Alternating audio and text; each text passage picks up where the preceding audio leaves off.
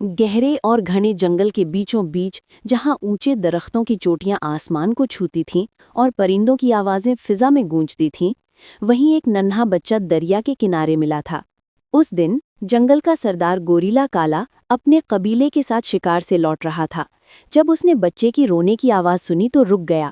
کالا نے آگے بڑھ کر دیکھا، سفید کپڑوں میں لپٹا ایک کمزور سا بچہ، جس کی ٹوکری دریا کے بہاؤ سے کنارے پر پھنس گئی تھی۔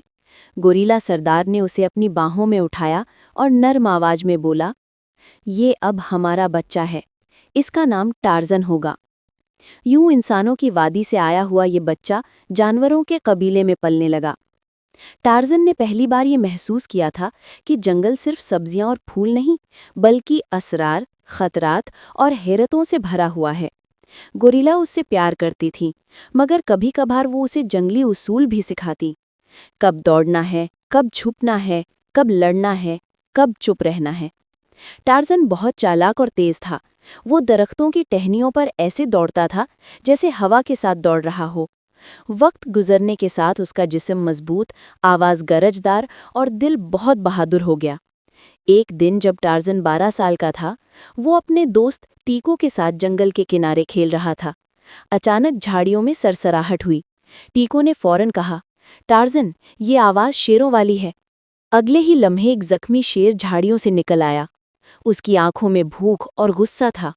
ٹارزن کے گوریلا دوست بھاگنے لگے، مگر ٹارزن جم گیا۔ شیر حملہ کرنے ہی والا تھا کہ ٹارزن نے ایک موٹی شاخ اٹھائی اور زور سے چلائی۔ پھر وہ جھول کر اوپر درخت پر چڑھ گیا اور شاخ کو شیر کے سامنے لٹکا کر اسے الجھایا۔ گوریلا قبیلے نے پیچھے سے آوازیں نکال کر شیر کو ڈرا دیا۔ ٹارزن شیر سے جیت گیا تھا۔ اس دن سے جنگل والے اسے بہادری کی علامت سمجھنے لگے۔ ایک رات خوفناک آندھی چلی، درخت ایک دوسرے سے ٹکرا رہے تھے، بجلی چمک رہی تھی اور جنگل میں افراتفری مچی ہوئی تھی۔ اچانک خبر پھیلی، بچوں کا گار ٹوٹ رہا ہے، اندر چھوٹے گوریلا پھنس گئے ہیں۔ قبیلے کا ہر بڑا گوریلا بے بس تھا، کیونکہ گار کی چھت گرنے والی تھی۔ ایسے میں ٹارزن نے بنا سوچے سمجھے گار کی طرف دوڑ لگائی۔ بارش تیز، بجلی گرجدار، مگر ٹارزن کے قدم نہ رکے۔ گار میں داخل ہوا تو چھوٹے بچے روتے ہوئے دیوار سے لگے تھے۔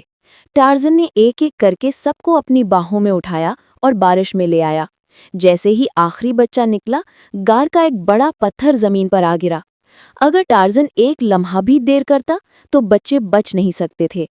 پورا جنگل اس رات صرف ایک جملہ کہہ رہا تھا، ٹارزن، ہمارا اصل ہیرو۔ کچھ مہینے بعد جنگل میں ہاتھیوں کی وادی میں عجیب شور سنائی دیا۔ ہاتھیوں نے ٹارزن کو اپنا دوست مان لیا تھا، اس لیے انہوں نے مدد مانگنے کے لیے خاص آوازیں نکالی۔ ٹارزن پہنچا تو دیکھا کہ ایک چھوٹا ہاتھی دلدل میں پھنس گیا ہے۔ ٹارزن نے فوراً رسی بنائی، درختوں کی بیلیں اکٹھی کی اور سب گوریلاؤں کو بلایا۔ سب نے مل کر کھینچا اور چھوٹے ہاتھی کو بچا لیا۔ ہاتھیوں کی سردارنی نے ٹارزن کے سر پر اپنی سونڈ رکھی، جیسے دعا دے رہی ہو۔ وقت گزرتا گیا اور ٹارزن جوان ہو گیا۔